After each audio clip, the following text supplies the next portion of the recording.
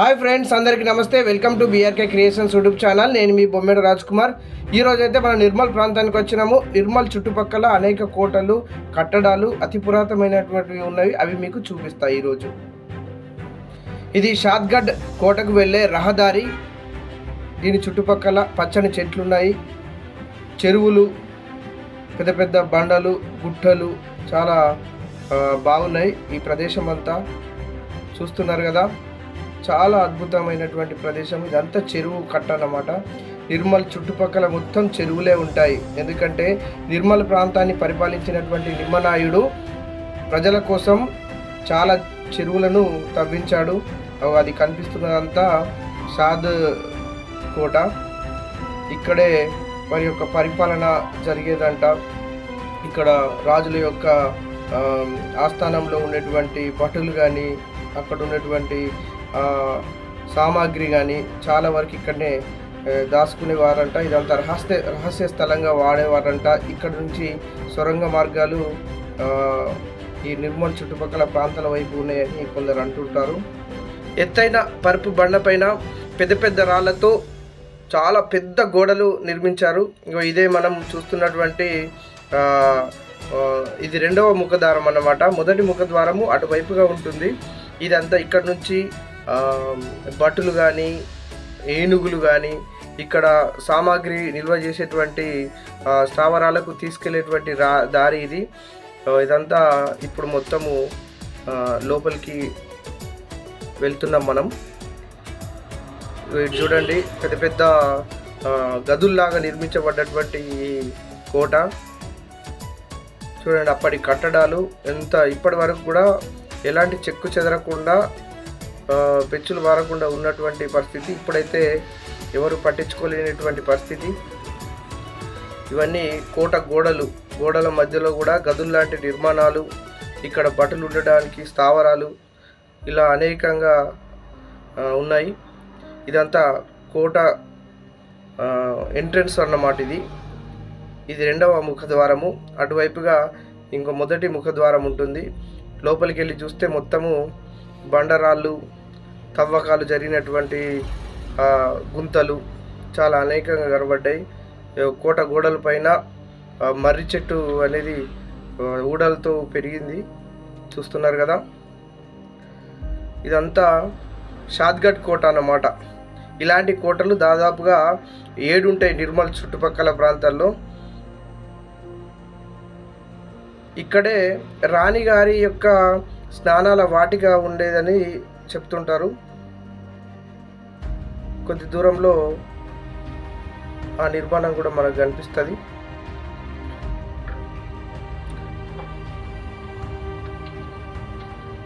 మొత్తం ముళ్ళ పొదలతో, చెట్లు, చెదారాలు, చెత్తతో నిండిపోయింది కోటంతా. ఇదంతా మనం చూస్తున్నటువంటి నిర్మల్ ప్రాంతము. ఇది మొదటి ముఖద్వారానికి మనం వెళ్ళబోతున్నాం ఇప్పుడు. ఇదంతా ఇక్కడ నుంచి చూస్తే నిర్మల్ మొత్తం కనిపిస్తుంది. ఇది పెద్ద గోడ బండపైన కట్టిర్రు చూడండి. అప్పుడు ఎలా కట్టిర్రో మనకు తెలియదు. నిజంగా వాళ్ళకు హ్యాట్సాప్ చెప్పాలి. ఇదంతా కోట గోడ నిర్మాణము.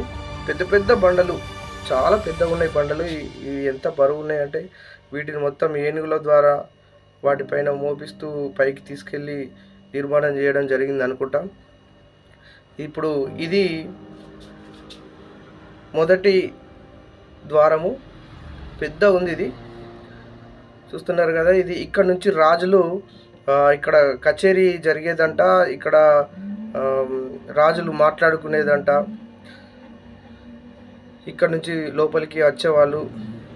ఇదంతా కోట గోడలు అన్ని శిథిలావస్థ పోయి బండలన్నీ తొలియడం ద్వారా, ఇక్కడ తవ్వకాలు జరపడం ద్వారా ఇదంతా శిథిలం అయిపోయింది. ఇక్కడ గుప్త నిధులు ఉన్నాయనేటువంటి కారణంగా అనేక మంది ఇక్కడ తవ్వకాలు ఏర్పాటు చేసి వీటిని చిందరవందరగా చేయడం జరిగింది.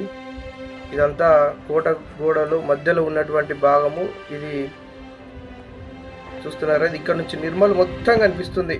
చుట్టుపక్కల ఉన్నటువంటి కొన్ని గ్రామాలు కూడా కనిపిస్తాయి. అంత ఎత్తులో ఉంటుంది ఈ షాద్గఢ్ కోట. ఇక్కడనే భటుల యొక్క స్థావరాలు ఇక్కడ ఉంటుండేనంట. అది కనిపించేది బంగల్పేట కోట. అక్కడే రాజు తర్వాత రాణిల యొక్క నివాసము, ఇంకా చాలా దూరంలో కనిపిస్తున్నటువంటి గుట్టలు కొండలు వాటి పైన ఈ కోట గోడలుతో నిర్మాణమైనటువంటి రాజుల యొక్క కట్టడాలు ఉండేవి. ఇదంతా నిర్మల్ ప్రాంతం.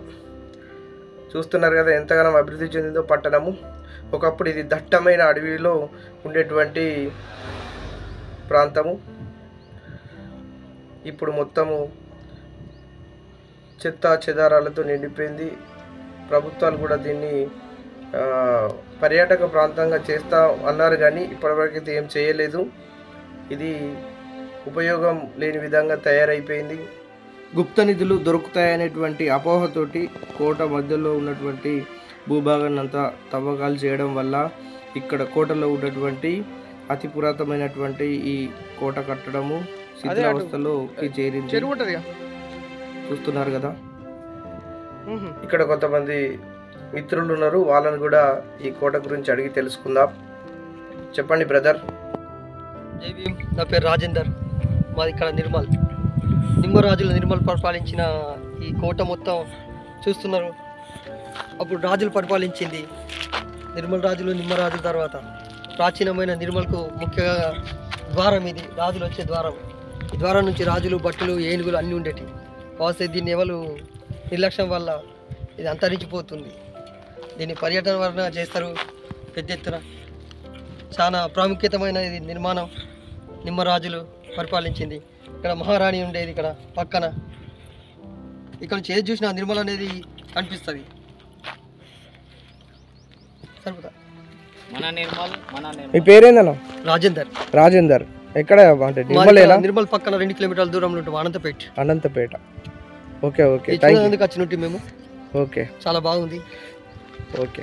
ఇప్పుడైతే మనము నిర్మల్ జిల్లా హెడ్ క్వార్టర్లో ఉన్నటువంటి నిమ్మనాయుడు పరిపాలించినటువంటి ఈ కోటలో ఉన్నాము. కోటలో ఇక్కడ మన మిత్రులు అయితే అన్న పేరు రాజేందరు, అన్న పేరు వచ్చేసి సంగీప్ సాగరు. వీళ్ళిద్దరు మనకి ఇక్కడ పరిచయం అయినరు. మన యూట్యూబ్ ఛానల్ కూడా వీళ్ళకి తెలుసు అంట, మాట్లాడుతున్నారు మిత్రులు. అయితే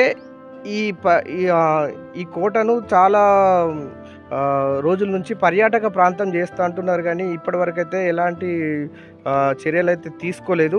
ఇక్కడికి వచ్చి చూస్తుంటే కోట మొత్తము శిథిలమైపోయింది. ఇక్కడ ఉన్నటువంటి ఆనవాళ్ళు అయితే ఏమీ లేవు.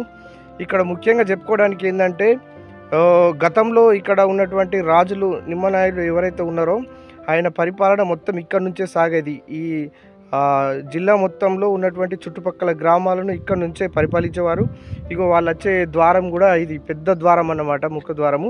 అటువైపు కూడా ఒకటి ఉన్నది, అది భటులు వచ్చేటువంటి ద్వారము. ఇదంతా